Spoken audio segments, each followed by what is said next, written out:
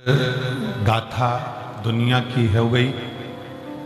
मंदिर में प्रसाद भी चढ़ाता है तो प्रसाद पहले के समय में जो मंदिर में प्रसाद अगर इतना सा भी चना चिरौंजी का चढ़ता था। चना चिरौंजी जानते हो कि नहीं जानते हो? चना चिरौंजी जानते हो? जम के तो बोलो जरा। वो मीठी सफेद कलर की आती है, उसको हम चिरौंजी बोलते हैं। और चना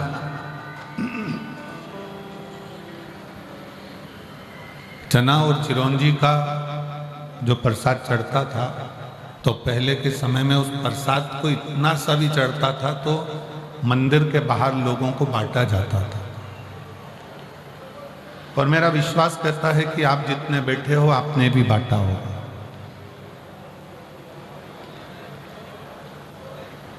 पर आज का समय ऐसा हो गया कि वो प्रसाद भले थोड़ा सा चढ़ाए, 2 किलो चढ़ाए, 5 किलो चढ़ाए, और उसका मन ये करता है कि जितना मैंने चढ़ाया है वो सारा की सारा मेरे साथ मेरे घर तक जाना चाहिए, क्योंकि मैंने चढ़ाया।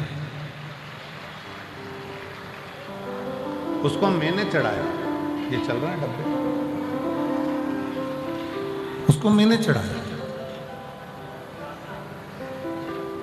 कोई दूसरे ने नहीं चढ़ाया।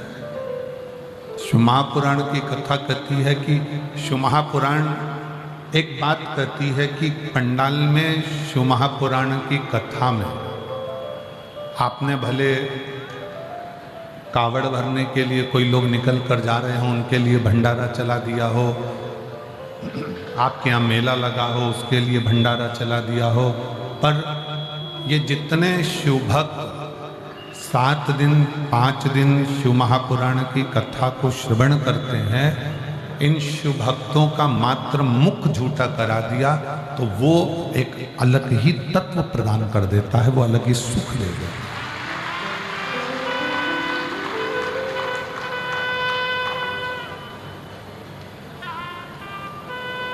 स्वयं खा लेना सुकृति है, छुड़ाकर खा लेना ये विकृति है, और बांट कर खाना ये मेरे भारत देश की संस्कृति है।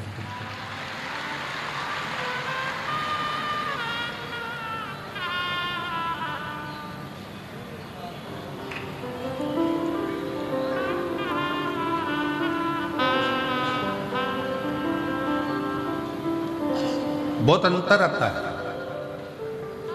एक पहले हम एक कीर्तन गाया करते थे, बहुत पहले का, आप लोगों के स्मरण में है कि नहीं है वो मालूम नहीं है, परंतु बहुत सुंदर का कीर्तन है।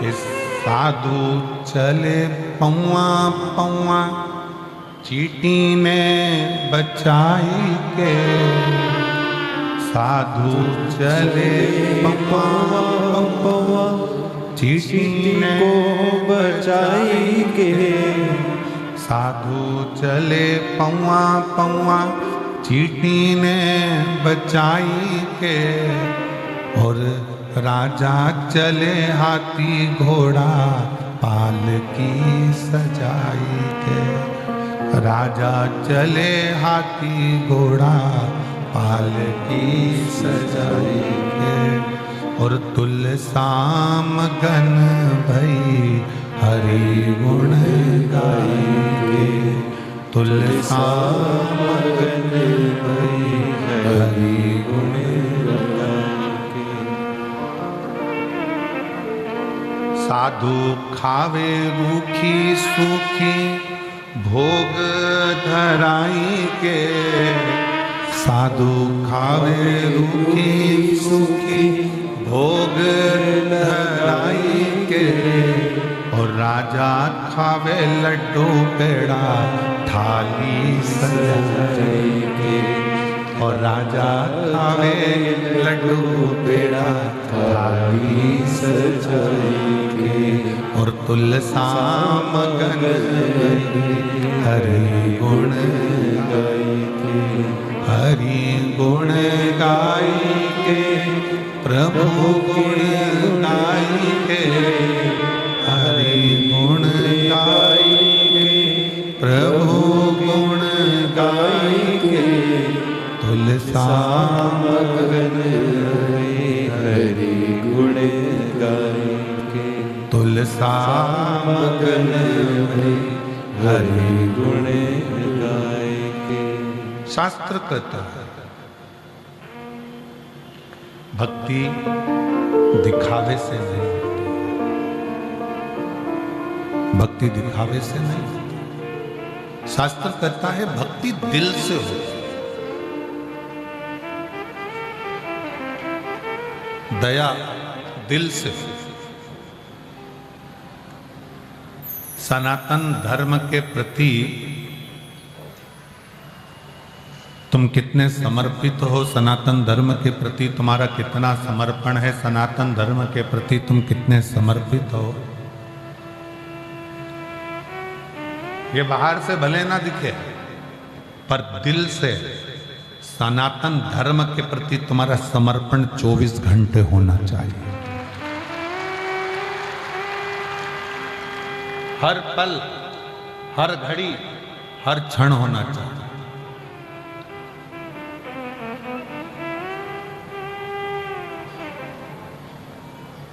जैसे शिव के जो भक्त होते हैं, शंकर के जो भक्त होते हैं, उन्होंने अपनी सीख बना ली कि हम शंकर की कभी निंदा नहीं सुने और सुनना भी नहीं।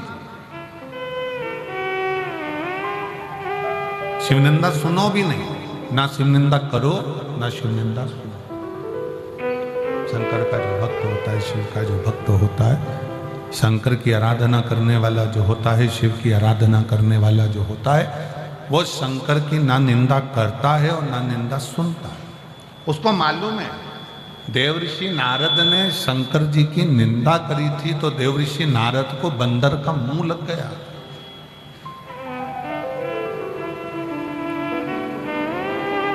केवल एक देवऋषि नारद ने एक गलती कर दी थी कि शिव की निंदा कर दी थी। और निंदा किससे करी थी? भगवान विष्णु से, भगवान नारायण से।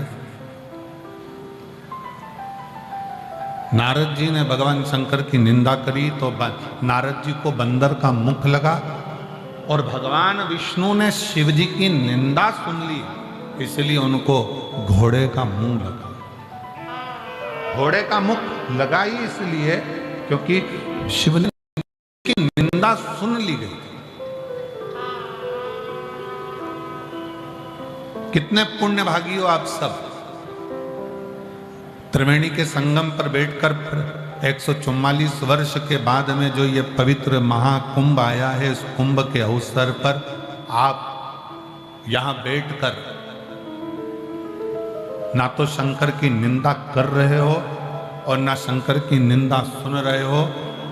इस कुंभ के मेले में त्रिवेणी के घाट पर संगम में बैठकर संतों के सानिध्य में आप शंकर भगवान का गुणगान सुन रहे हो। आप शिव जी का गुणगान सुन रहे हो, आप शंकर भगवान का गुणगान सुन रहे हो, आप शिव तत्व को अपने भीतर धारण कर रहे हो।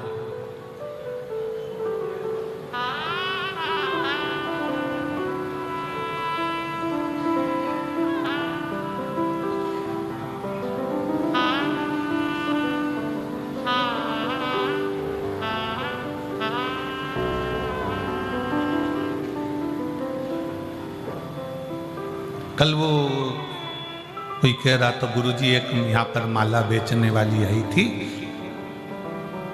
और वो माला बेचने वाली आई थी तो वो माला बेचते बेचते इतनी प्रसिद्ध हो गई कि वो हीरोइन हो गई।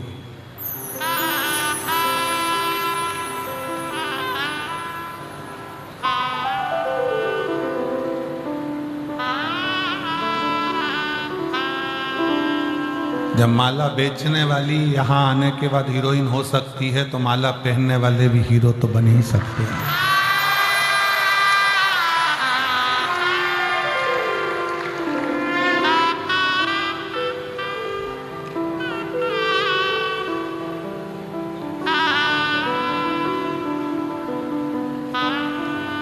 जिसके गले में तुलसी की माला होती है, रुद्राक्ष की माला होती है, वो साधारण नहीं होता।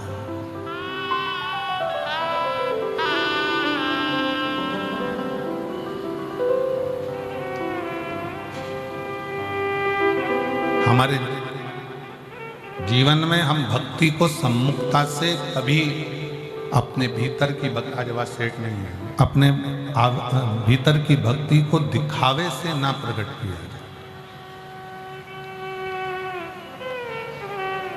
भक्ति में दिखावा नहीं होना चाहिए, भक्ति में केवल समर्पण होना चाहिए। आपके पास में मेरी जीजियां जब यहाँ, भगवान तुम्हारे वैभव का भूखा नहीं, भगवान तो ये चाहता है कि तू अपने घर से जब कुछ लेकर निकलेगा और मेरे दरवाजे तक आएगा तो मैं भी तेरे दरवाजे तक कुछ लेकर निकलूंगा और तेरे दरवाजे तक पहुंचाने का प्रयास।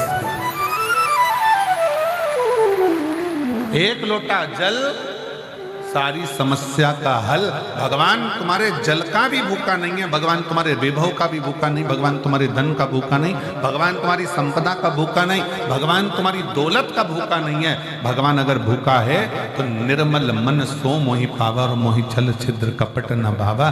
तुम्हारा दिल कितना क्लीन है, साफ है, तुम्हारा हृदय भगवान के प्रति कितना समर्पित है, तुम्हारा मन भगवान के प्रति कितना कितना समर्पित है, वो बस ये जानना चाहता है।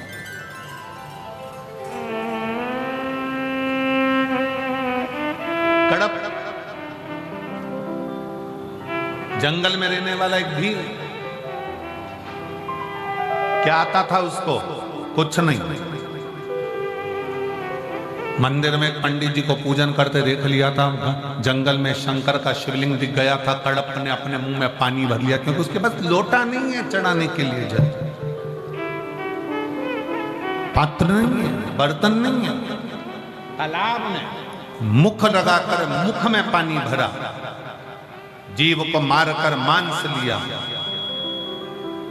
जूता पहना हुआ, फूल पत्ती को पहचानता नहीं कि कौन सी बेलपत्र है, कौन सा फूल है, तोड़ा, शंकर के मंदिर में पहुंच गया, जूते से तो मंदिर में पड़े हुए कचरे को साफ किया, मुंह की पिचकारी भगवान पर छोड़ दी, मांस का भोग धर दिया और पत्ता पत्ती चढ़ा दिए।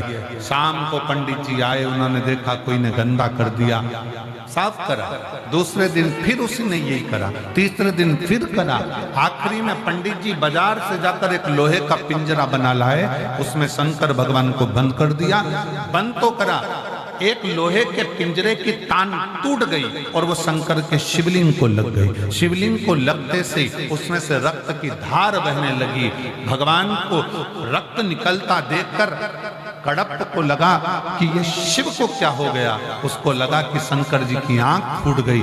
उसने हाथ लगाया, रक्त बंद नहीं हुआ, तो उसने त्रिशूल से अपनी आंख निकालकर शिवलिंग पर लगा दी, रक्त बहना बंद। शिव प्रकट हो गए, उसका नेत्र वापिस दिया शंकर। आप और हम भ्रम में पड़े रहते हैं 24 घंटे, सोशल मीडिया पे 24 घंटे चलता रहता है, ये मत चढ़ाना भगवान को, आज सोमती अमावस्या है, ये मत कर देना भूल से भी, आज प्रदोष है, भूल से भी ये मत कर देना। सुबह उठते से गूगल खोलोगे और डराना चालू हो जाएगा। आज शिवरात्रि पर भूल से ये काम मत करना, सोमवार है आज ये मत करना, ये मत करना, वो मत करना। और पूरी सोशल मीडिया पे छाट कर देखिए, प्रदोष के दिन ये मत करना, सोमवार को ये मत करना, भूल से भी ये मत करना। एक भी सोशल मीडिया पे ये नहीं लिखा कि प्रदोष के दिन भूल से भी झूठ मत बोलना अपनी पत्नी से। एक भी सोशल मीडिया पर कभी पढ़ के बताना कि भूल से भी अपने पति से झूठ मत बोलो, पत्नी से झूठ मत बोलो, परिवार से झूठ मत बोलो, भूल से भी अपनी सास ससुर के किसी कार्य के लिए मना मत करो। ये नहीं लिखा, भूल से भी आज प्रदोष है ये मत चढ़ा देना, नहीं तो पाप लग जाए। और शिव महापुराण की कथा कह रही है, तुम कैसे भी जाओ शंकर के पास जाओ तो सही।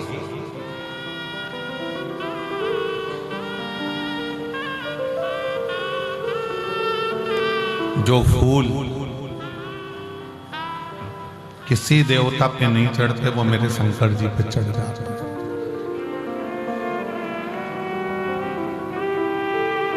33 कोटि देवताओं में से किसी एक देवता का नाम लिखकर बता दो कि किसी देवता को राख चढ़ती हो, भस्म चढ़ती हो, चिता भस्म चढ़ती हो। किसी एक देवता का नाम बता दो, कोई देवता नहीं जो चिता भस्म को धारण करते हों, केवल एक शंकर भगवान प्रेरणा देते हैं कि तेरे पास में अगर एक लोटा जल नहीं है, तेरे पास में एक बेलपत्र नहीं है, तेरे पास में एक पुष्प भी नहीं है, तो तेरे घर में कोई भस्म भी पड़ी हो, वो भस्म भी अगर मुझे चढ़ा देगा तो भी मैं प्रसन्न होकर तुझे वर ही दूंगा। मैं तुझे वर प्रदान करूंगा। मैं तुझे कभी भी, शंकर भगवान अपने भक्त पर कभी रुद्र अपना क्रोध नहीं दिखाता। कोई तुमसे कहते भगवान को ये मत चढ़ाना नहीं तो पाप दे जाएंगे, भगवान शंकर को ये मत चढ़ाना, शिव जी को दोपहर में पानी मत चढ़ाना, शंकर भगवान को शाम को मत चढ़ाना, शंकर भगवान को सुबह मत चढ़ाना, तुम ये मत चढ़ाना। शंकर भगवान, शिव महापुराण की कथा कहती है, पहले के समय में सारे देवताओं के मंदिर में कपाट होता था, सारे देवताओं के मंदिर में पट होता था, सारे देवताओं के मंदिर में दरवाजा होता था। केवल एक देवाधिदेव महादेव ऐसे हैं जो कैलाश पर रहते हैं, तो ना कैलाश पर दरवाजा है ना शंकर के दरवाजे पर दरवाजा है। वो तो अलमस्त होकर वीराने में बैठता है।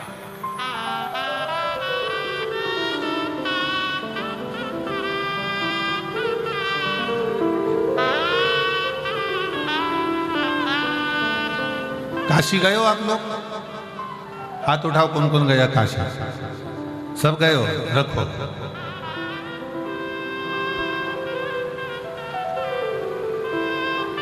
मणिकर्णिका गए हो? हाथ उठाओ जल्दी जल्दी। गए हो? ठीक है। मणिकर्णिका पे ताले लगते हैं क्या? जम के बोलो जरा। शमशान में ताला लगता है, महाशमशान में नहीं।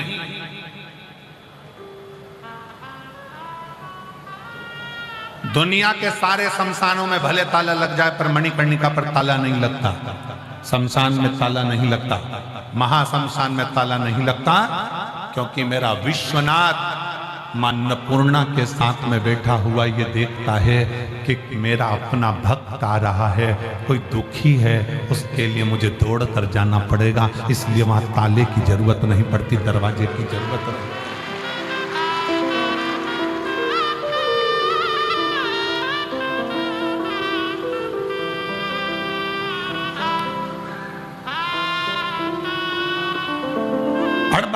बैठा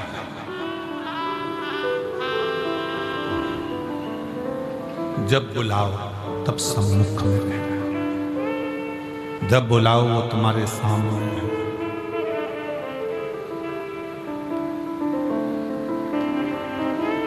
कितना सुंदर प्रसंग है। 3 मित्र लड़ लिए, झगड़ा हो गया उनका, और इतना भयंकर झगड़ा हुआ महाराज जी, वो तीनों झगड़ा कर कर एक राम जी का उपासक, एक कृष्ण जी का उपासक, एक शंकर जी का उपासक, हमें समझ में नहीं आता ये आपस में झगड़ते ही क्यों है, क्यों कहते हैं। कोई कहता है कि राम बड़े, कोई कहे कृष्ण बड़े, कोई कहे शंकर बड़े, पर शिव महापुराण की कथा कहती है कि तीनों देवता एक हैं।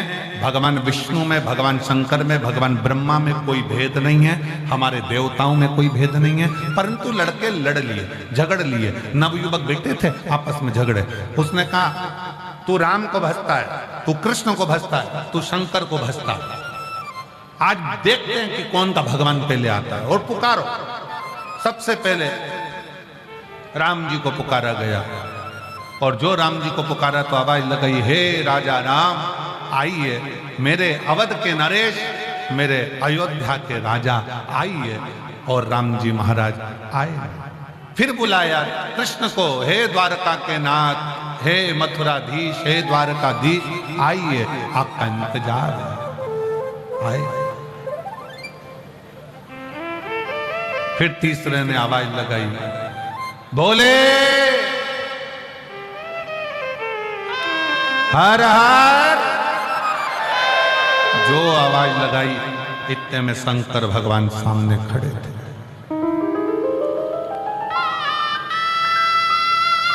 शिव जी सामने, दोनों का चेहरा उतर गया। शंकर भगवान ने उन दोनों को पास में बुलाकर कहा, तुम ये मत सोचना कि राम नहीं आया, तुम ये मत सोचना कि कृष्ण नहीं आया, तुम ये मत सोचना कि मैं आया हूं। थोड़ी देर बाद राम जी आए, कृष्ण जी आए, दर्शन किया तो उनके भक्त ने पूछा कि कि प्रभु राम आपने आने में देरी क्यों लगा दी? तो राम जी कुछ बोलते उससे पहले मेरे शंकर भगवान कह दिए, तुमने राम को कहा कि अवध के राजा आना, अयोध्या के नरेश आना। तो राजा जब आता है तो अकेला नहीं आता, अपनी पूरी सेना, गार्ड, सब हाथी, घोड़ा, पालकी सबके साथ आता है। तुम बोलते मेरे राम आइए, तो राम तुरंत दौड़कर आ जाते। तुम कहते हो अवध नरेश आइए, तो वो राजा बनकर आए। तुम कहते हो कृष्ण द्वारका नाथ आइए, तुम कहते हे मेरे कन्वा, हे मेरे गोपाला, हे मेरे कृष्ण आओ। कृष्ण दौड़ कर आते, पर तुम कहे कि द्वारका नाथ आइए, तो द्वारका नाथ तो पालकी लेकर, घोड़े लेकर, हाथी लेकर राजा बनकर आएंगे। और रही हमारी बात, तो राम और कृष्ण ने कहा शिव तो कंकर शंकर की भूमि पर रहते हैं, इस संसार में रहते हैं, मृत्यु लोक में रहते हैं। जैसे ही उनको पुकारा जाता है, हर हर महादेव कहा जाता है, वैसे ही शंकर सामने आकर प्रकट हो जाते हैं। वो ये नहीं देखते कि तुमने क्या भजा, कैसे भजा, क्या करा, क्या नहीं करा।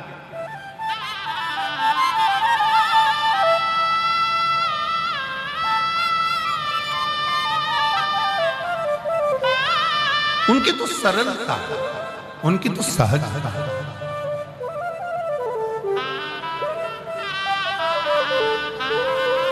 कितना सरल है शिव, जरा विचार करिएगा।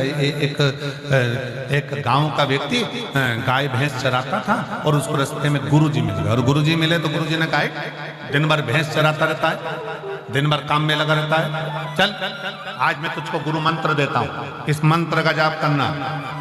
15 दिन के बाद आकर पूछूंगा मंत्र याद हो जाना चाहिए, नहीं तो काट के फेंक दूंगा, गुरुजी बोले। अब जी तो डर गया। गुरुजी ने मंत्र दे दिया और मंत्र दिया ओम नमः शिवाय। कौन सा मंत्र दिया? जम के बोलो जरा, जम के, ओम नमः शिवाय। अब इसको मंत्र मिल गया। मंत्र मिलने के बाद इसने जपना प्रारंभ कर दिया, ओम नमः शिवाय, ओम नमः शिवाय, ओम नमः शिवाय, ओम नमः शिवाय, ओम नमः शिवाय, ओम नमः शिवाय। पत्नी खाना दे तो खाए नहीं के भूल गया, तो ओम नमः शिवाय, ओम नमः शिवाय, ओम नमः शिवाय। पानी भी नहीं पिए, खाए भी नहीं। 4 दिन बाद भैंस चराने जा रहा था, पानी प्यास लगी, 4 दिन से नहीं पिया, पीने के लिए रुका, भैंस आगे निकल गई। एक लड़का दौड़ कर आया, रे भैया वो तेरी भैंस जाए। वो दौड़ कर गया, भैंस पकड़ी, भैंस तो पकड़ी, हाँपने के चक्कर में मंत्र भूल गया, मंत्र भूल गया। जिसने भैंस बताई थी उसी के पास पहुंच गया। क्यों भैया, तुझे याद है मैं कौन सा मंत्र बोल रहा था? हाँ मेरे स्मरण में है। तू बोल रहा था ओम, हाँ ऐसा ही था, बस बता दे भैया कौन सा था, मेरा गुरु मुझे काट कर फेंक देगा, बता। तो कहा ओम ओम ओम भैंस जाए। बस ओम भैंस जाए, ओम भैंस जाए, ओम भैंस जाए, जपता जाए। एक दिन शंकर भगवान पार्वती जी से बोले, पार्वती तूने मेरे कितने नाम सुने हैं? तूने मेरे कितने नाम सुने? पार्वती कहती हैं आपके तो सहस्त्र हजारों नाम है प्रभु। पार्वती जी से शिव जी ने कहा ये गाय भैंस चराने वाला जा रहा है ना, इससे पूछ ये किसका नाम ले रहा है। पार्वती जी बोली अब भी पूछ के आते। पार्वती जी ने एक सुंदर ब्राह्मणी का रूप लिया और उसके सामने जाकर खड़ी हो गई। खड़ी होते से पार्वती जी ने पूछा क्यों रे भैया तू ये किसका नाम ले रहा है? उसने मन में विचार करा, अगर इससे बात करने में लग गया और मंत्र भूल गया तो ये तो अपनी पहचान वाली भी नहीं दिख रही, बताएगी भी नहीं, इसलिए उसने मुंह इधर कर लिया। जैसे मुंह इधर करा तो पार्वती जी उधर चली गई। सिर पे पल्लू रखकर पार्वती जी ने पूछा रे बोल तो सही किसका नाम ले रहा है? उसने कहा तेरे से फालतू बात कौन करे, इधर। अब इधर मुंह करा तो पार्वती जी उधर चली गई। अरे एक बार तो बोल नाम किसका ले रहा है? अब इसको आ गया गुस्सा, जा तेरे कसम का ले रहा है।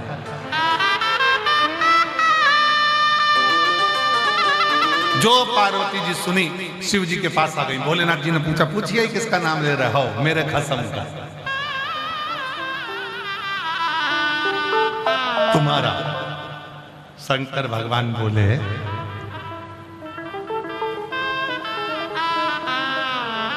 तू कुछ बोली नहीं उसको? पार्वती जी बोली, इतना बढ़िया बोल रहा है ना वो, ओम भेज जाए, ओम भेज जाए, ओम। इतना बढ़िया बोल रहा है ना कि उसको देखने का मन कर रहा है। पर एक बात बताओ प्रभु, तुम्हारा नाम जाप इतने सारे लोग बैठ के ओम नमः शिवाय कर रहे, तुम्हारी दृष्टि उन पे नहीं गई, और वो एक अकेला ओम भेज जाए बोला, तुम्हारी दृष्टि चली गई। शंकर भगवान बोले, ये आड़े टेढ़े नत्थु खेरों पर मेरी दृष्टि जल्दी जाती है, इन पर मेरी दृष्टि जल्दी जाती है। और आप और हम भी उसमें से एक हैं। आपको भी भजन नहीं आता, हमको भी नहीं आता। आपको